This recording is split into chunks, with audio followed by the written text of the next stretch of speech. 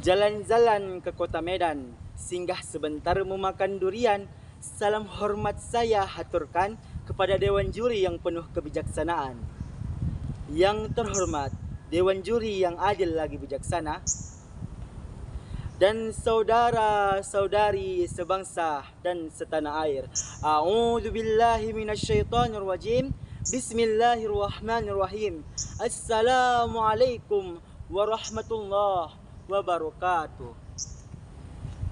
Setinggi puja, sedalam syukur, marilah kita ucapkan puja dan puji syukur kehadirat Allah Subhanahu wa taala, Tuhan yang Maha Pengasih, yang tidak pernah pilih kasih, Tuhan yang Maha Penyayang, yang kasih sayangnya tiada terbilang.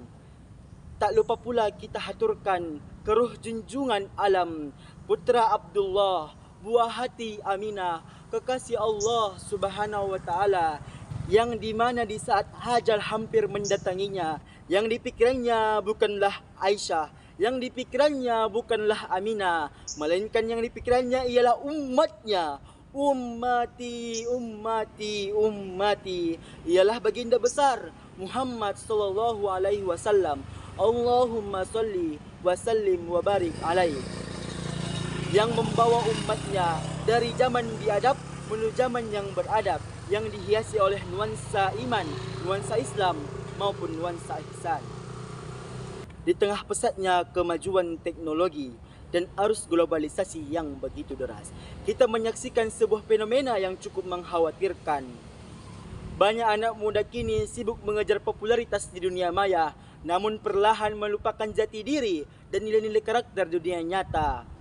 Padahal bangsa yang besar bukan hanya dibangun oleh sumber daya alam yang melimpah, melainkan oleh manusia yang berkarakter jujur, bertanggung jawab dan berakhlak mulia.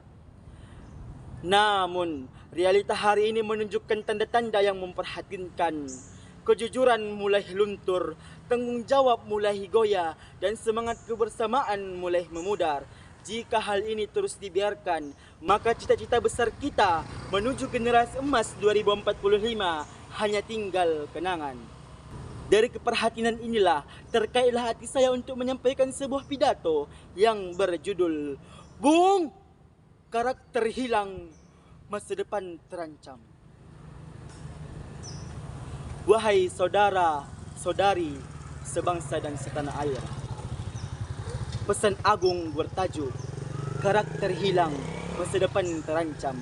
Bukan sekedar kata yang mendengungkan telinga, melainkan lonceng tanda bahaya bagi generasi bangsa. Sebab hilangnya karakter bukan berarti lenyapnya moral, akan tetapi retaknya pondasi bangsa. Ibarat kapal yang kehilangan kompas, generasi muda ini tanpa karakter akan mudah terombang-ambing oleh arus zaman tanpa arah dan tujuan. Dengan demikian, marilah kita menyelami 3 hakikat karakter sejati. Karakter yang berakar dalam kejujuran, bernapas dalam tanggung jawab, dan memancarkan cahaya melalui akhlak mulia.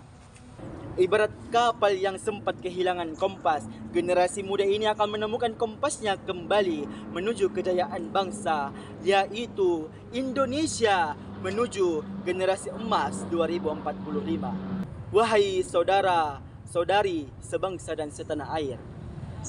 Yang pertama, karakter yang berakar dalam kejujuran. Di tengah kemajuan zaman yang begitu pesat, kejujuran adalah karakter yang mulai tergerus oleh arus kepentingan dan pencitraan. Banyak orang berlomba-lomba ingin terlihat hebat, namun lupa menjadi pribadi yang jujur dan apa adanya.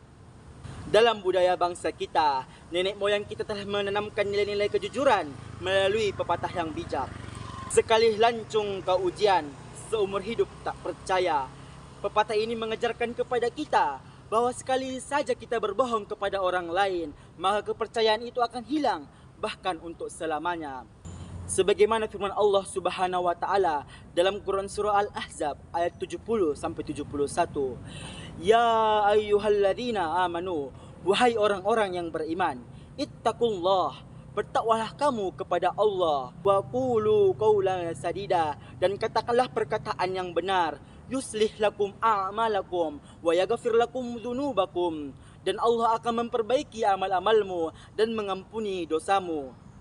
Wa man yuti'illaha wa rasulahu, dan barang siapa yang menaati Allah dan Rasulnya, faqad faza fauzan azima, maka ia telah memperoleh kemenangan yang besar.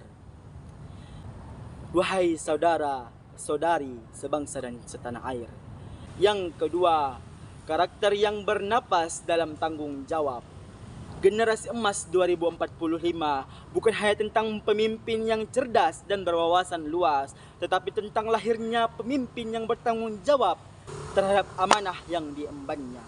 Pemimpin sejati tidak hanya berbicara tentang visi dan misi, tetapi menunaikan janji, mendengarkan rakyatnya, dan berani mengambil keputusan yang berpihak pada kebenaran.